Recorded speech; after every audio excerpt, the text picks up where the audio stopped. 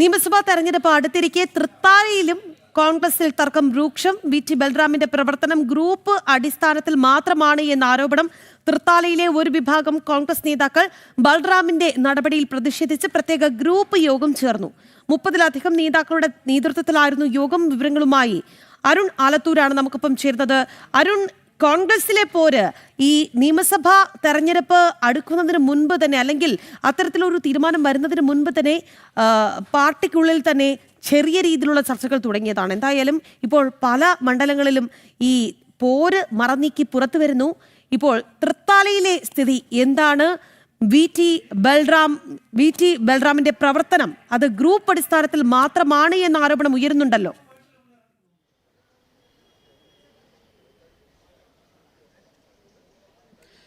രാഖി, തീർച്ചയായിട്ടും തൃത്താലയിൽ VT ബലറാമിൻ്റെ നേതൃത്വത്തിൽ group അടിസ്ഥാനത്തിൽ പ്രവർത്തനം നടത്തുന്നു. മാത്രമല്ല VT ബലറാം ഏകാധിപത്യ ശൈലി സ്വീകരിക്കുന്നു എന്നുൾപ്പെടെയുള്ള വിമർശനമാണ് ഒരു വിഭാഗം കോൺഗ്രസ് നേതാക്കൾ ഉന്നയിക്കുന്നത്. ഏതായാലും ഈ ബലറാമിൻ്റെ ഇത്തരത്തിലുള്ള സമീപനത്തിനെതിരെ ഈ നേതാക്കൾ എല്ലാവരും പ്രത്യേക ഗ്രൂപ്പ് യോഗം ചേരുകയുണ്ടായി. കഴിഞ്ഞ ദിവസമാണ് K കരുണാകരൻ ഫൗണ്ടേഷൻ്റെ പേരിൽ പുതിയ ഗ്രൂപ്പ് രൂപീകരണം നടന്നത്. അതിൽ DCC ഭാരവാഹികൾ ഉൾപ്പെടെ, യൂത്ത് കോൺഗ്രസിൻ്റെ സംസ്ഥാന ഭാരവാഹികൾ ഉൾപ്പെടെ 30-ലധികം നേതാക്കൾ പങ്കെടുത്തു എന്നുള്ളതാണ്. പാർട്ടി പ്രവർത്തകരെ വിശ്വാസത്തിലെടുക്കാത്ത ബലറാമിൻ്റെ ഏകാധിപത്യ രീതി അംഗീകരിക്കാൻ കഴിയില്ല എന്നുൾപ്പെടെയുള്ള വിമർശനമാണ് ഈ ഗ്രൂപ്പ് യോഗത്തിൽ ഉണ്ടായിരിക്കുന്നത്. ഏതായാലും തൃത്താലയിൽ VT ബലറാം തന്നെയായിരിക്കും നിയമസഭയിൽ മത്സരിക്കുക എന്നുള്ളതാണ് നേരത്തെ തന്നെ പുറത്തു വന്ന വിവരം.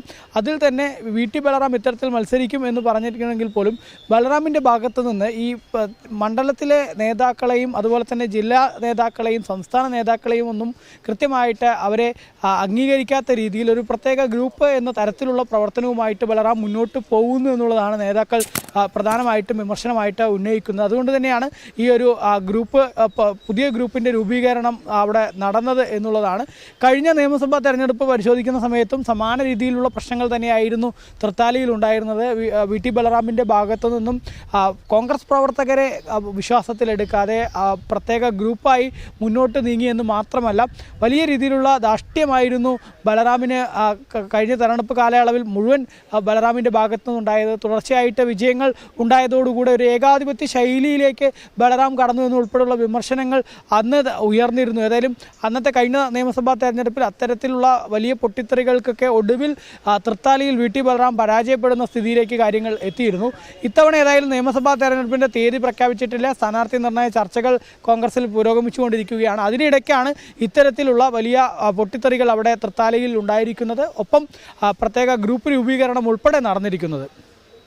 ശരി, എന്തായാലും അരുൺ ആലത്തൂർ റിപ്പോർട്ട് ചെയ്തതുപോലെ തൃത്താലയിലും സ്ഥിതി മറ്റൊന്നല്ല. കോൺഗ്രസിൽ ഒരു വിഭാഗം കോൺഗ്രസ് നേതാക്കൾ ബൽറാമിന്റെ നടപടിയിൽ പ്രതിഷേധം രേഖപ്പെടുത്തുന്നുണ്ട്. അവർ പ്രത്യേക യോഗം ചേർന്നു. എന്തായാലും അടി കൂടുതൽ ശക്തമാകുന്നു, ഗ്രൂപ്പ് പോര് രൂക്ഷമാകുന്നു എന്നുള്ളത് തന്നെയാണ്